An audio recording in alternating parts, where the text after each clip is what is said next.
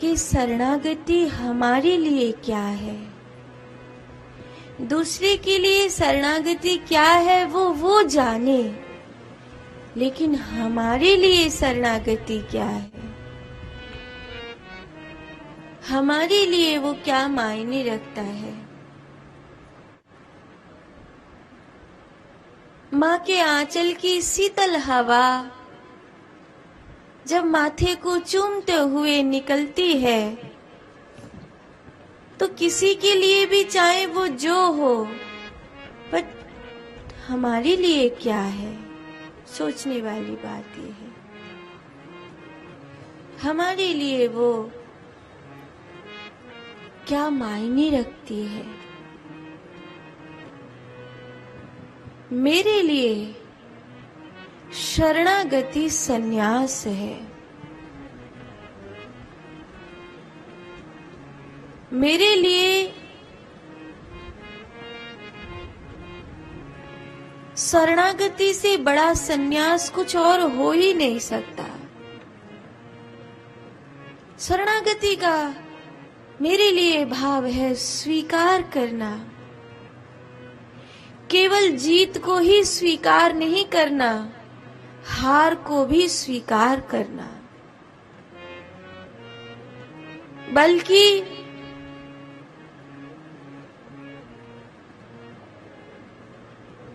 मैं अस्तित्व में बहना जानता हूं।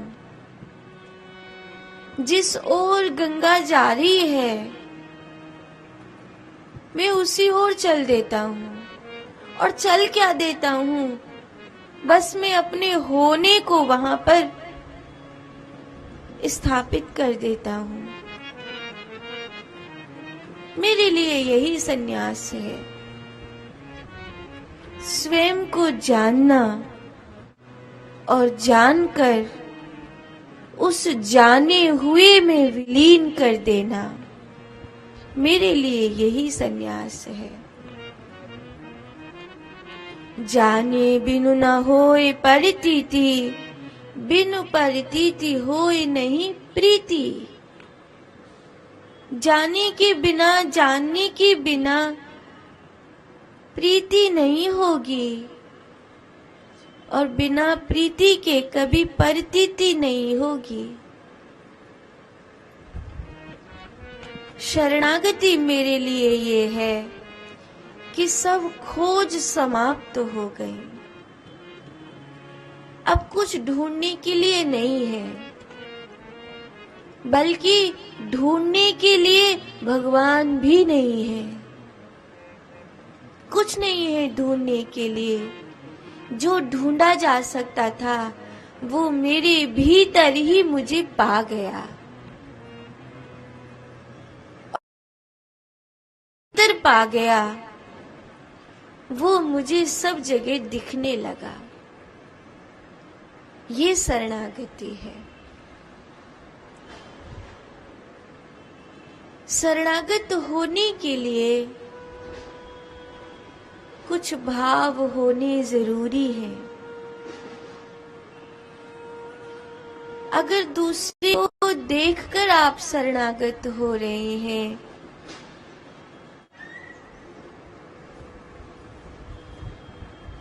तो फिर धोखा होगा। धोखा कैसा? मैं गया साधु बनने, फलाने बाबा, फलाने महात्मा से इंस्पायर हो गया। देखा सब ठीक ठाक था, खाते पीते कुछ नहीं थे, बहुत वित्त वैरागी थे, लेकिन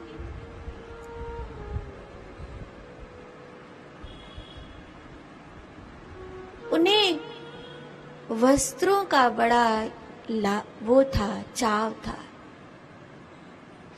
मैं वहां से चला आया, एक और महात्मा मिले, वस्त्रों का चाव तो नहीं था, पर लग्जरी कुटिया का चाव था।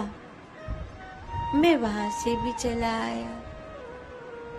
फिर वो एक महात्मा मिले जिन्हें लग्जरी कुटिया का भी चाव नहीं था, जिन्हें और किसी इंद्री के किसी सुख का चाव नहीं था। मुझे बड़ा अच्छा लगा, सेवा करी। उन्होंने पूछा, बच्चा मांग क्या चाहिए? चेला वेला तो बनाऊंगा नहीं, कुछ चाहिए तो बता दे। तो मैंने कहा कि आप यहाँ क्यों तपस्या करते हैं? तो बोले कि परम पद को पाने के लिए, परमात्मा को पाने के लिए। अच्छा, तो फिर आप इतने खुश क्यों रह लेते हैं?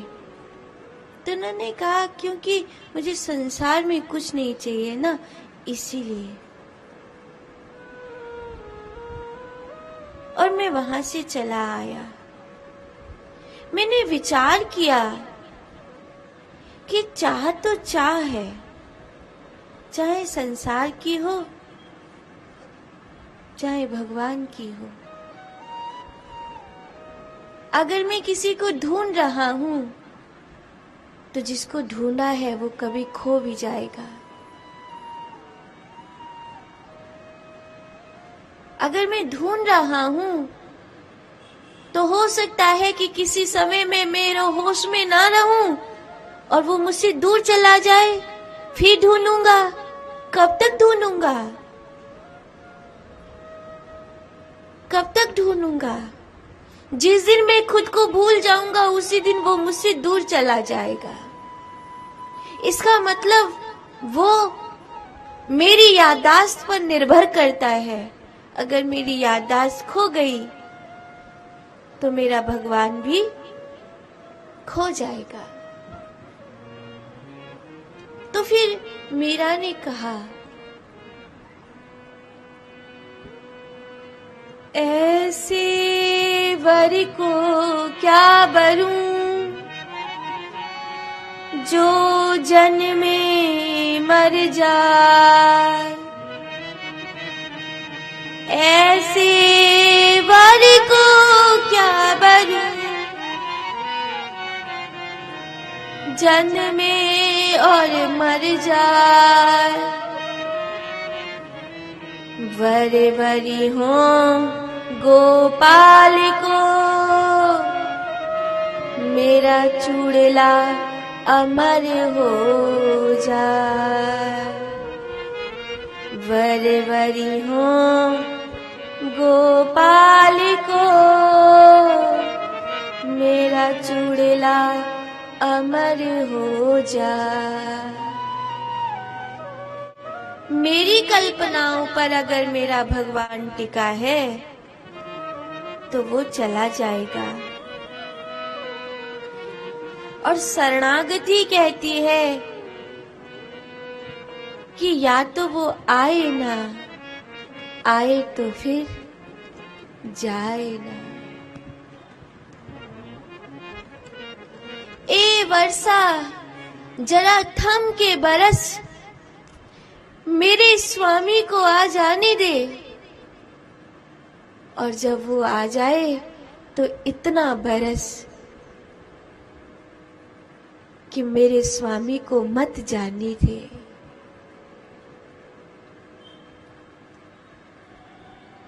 शरणागति कहती है,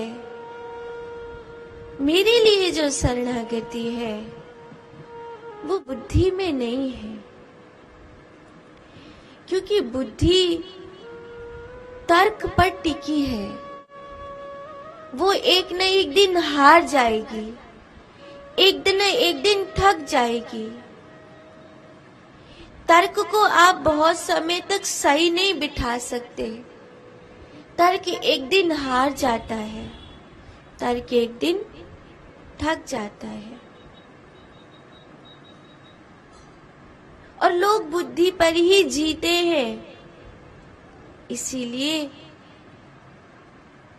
उनके लिए सब कुछ तर्क संगत होना चाहिए। और जो बुद्धि पर जीते वो मूर्ख होते हैं। अभी मैं मूर्खों के बीच में हिप्नोज का प्रयोग करूं और कहूं कि यहाँ भगवान दिख रहे हैं, आधे से ज्यादा लोग कहेंगे हाँ हमें भी दिख रहे हैं। क्योंकि बुद्धि जो है वो कल्पनाओं से कभी ऊपर उठती नहीं है, हमेशा कल्पनाओं के नीचे रहती है। इसीलिए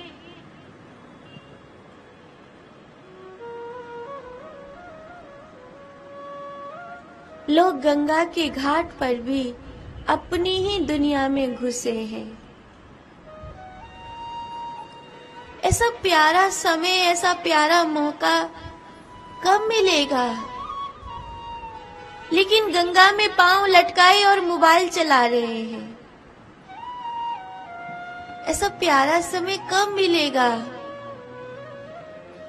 इसका अर्थ है लोग जीवन को नहीं जी रहे हैं, मृत्यु को जी रहे हैं।